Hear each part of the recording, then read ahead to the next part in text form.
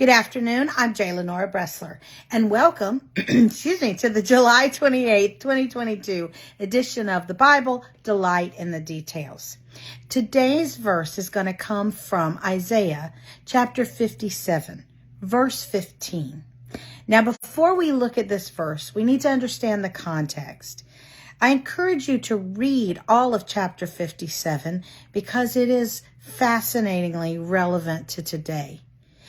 In Isaiah, God is speaking through his prophet. We hear the words of the Lord, and it's a frustrated Lord we're hearing. He is asking, why have you turned your back on me? Who is it that you are so afraid of or so consumed with and fascinated by that you have rejected me? And not just rejected the Lord, but done evil. And God is saying, you are now getting your just desserts. But within that, he says that he will not always allow us to reap that whirlwind, that he will relent and intervene again for us. And sooner for some of us than others.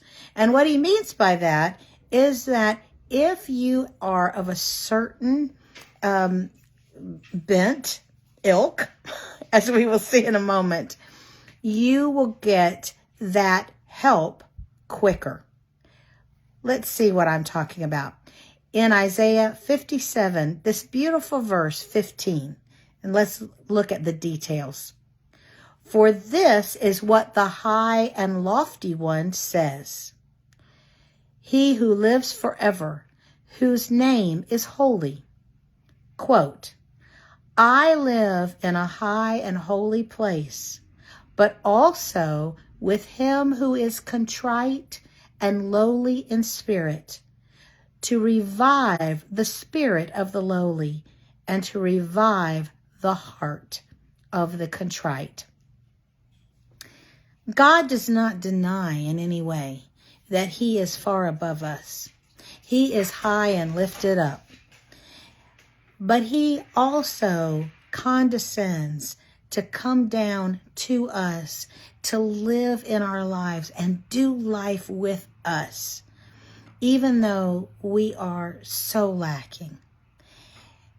When will he do this? Well, it says right there that his place is also with him, that is with us, who is contrite and lowly in spirit. Well, what do those terms mean?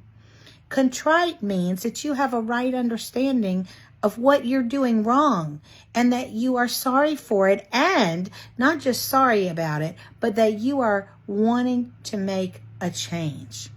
It is a heart change. It is something that is an emotional aspect. You feel the weight and the significance of your sin, and it bothers you on an emotional level. But then also the lowly in spirit. This is about how you are going to actually act. The spirit was believed to be the will, whereas heart is the seat of the emotions. In Hebrew thought, the spirit was that part of you that had control over your will, what you were going to do, the decisions and choices that you made, which obviously will shape your destiny and your character. So it's interesting. Listen to this. God says that he will revive the spirit of the lowly, meaning that he will come in and he will help us be persistent in our willpower when we recognize that we can't do it on our own. One of the things that God talks about in the chapter of where this verse is found, in chapter 57 of Isaiah, is that the evil people have tried to make it on their own, and they have not just admitted, we can't make it. They have found ways to revive themselves. Of course, it isn't working very well. God is now saying, when you recognize you have come to the end of your rope, then I will come and I will revive that energy and revive the willpower that you have to do right. And then he's also going to revive the heart of the contrite. When you realize that you have really blown it, it takes an emotional blow. And for some of us, it's very difficult to get back on the horse, so to speak. And God knows that. God knows that when you truly are sorry about something, it can knock you so low emotionally that it is hard to continue. You almost do want to give up, and you almost get into this emotional paralysis. And he's saying, when you are genuinely emotionally upset about what you have done, he will come in and revive your heart, your emotions. You know, it is very hard to not be a slave to our emotions. And we need the God who created those emotions to help us deal with them. And he said he will.